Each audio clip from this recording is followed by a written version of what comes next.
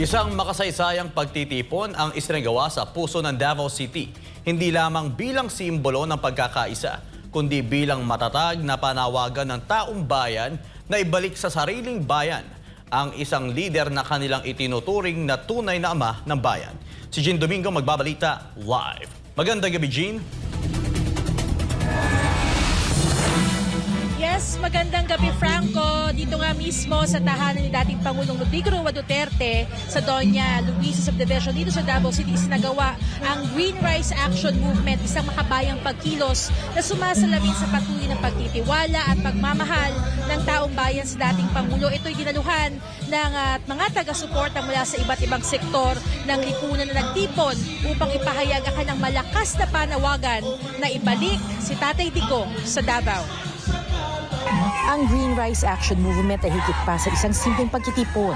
Ito ay isang kilusang makabayan na may layuning ipaglaban ang katarungan, katotohanan at kalayaan para sa isang lider na kanilang itinuturing na tunay na naglingkod ng tapat at buong puso sa bayan. Sa ikatlong linggo ng sunod-sunod na pagkilos, muling nagtipon ng mga taga-suporta ni dating Pangulong Duterte upang kondinahin ang iligal na pagpapadala sa kanya sa Netherlands. Bit-bit ang mga placards, kandila at pusong nag-aalab. Buong tapang nilang inihayag ang kanilang kolektibong hangarin na siya'y makabalik sa sariling tahanan, sa kanyang bayan, sa kanyang minamahal na Davao. Ang tanong, bakit na dito pa tayo hanggang ngayon? Diba nag-2 months na tayo? Bakit nandito pa tayo ngayon? Wala tayong suporta, wala tayong kuan. Kundi tayong lahat ay nagtulong-tulungan para tayo mag-sustain sa ato ang ginagawa ngayon. Ito po ay mahal natin ang Duterte family. Mao nang patunay gyud nga hantud dili mauli sa Davao si President Duterte, di gyud mi muundang morali manawagan nga ibalik si Digong. Kay tungod si President Duterte mao na ang tunay na leader. Siya ang nakahapsay sa Davao ug siya pod ang usa ka nakahapsay sa tibuok Pilipinas kanyatong pagka-president niya.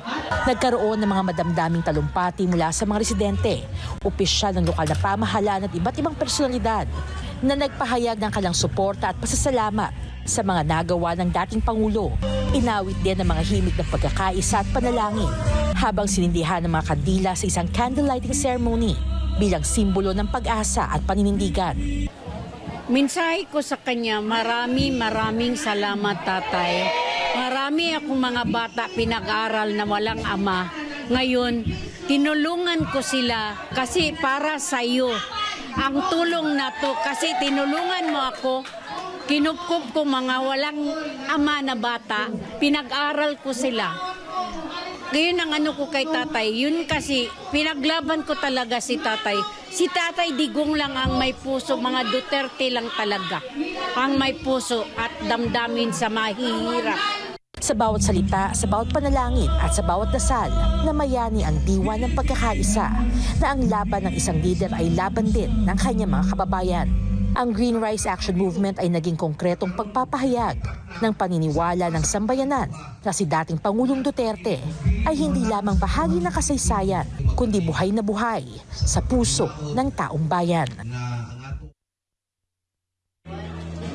Sa pagtatapos ng pagtitipon ngayon ng Green Rice Action Movement, isa lang ang mensaheng mananatili, hindi kailanman mapuputol ang ugnayan ng isang lider sa taong bayan. Mula dito sa Davao City, ako si Jean Domingo para sa Diyos at sa Pilipinas kong mahal. Balik sa iyo, Frank. Maraming salamat, Jean Domingo, sa iyong live report.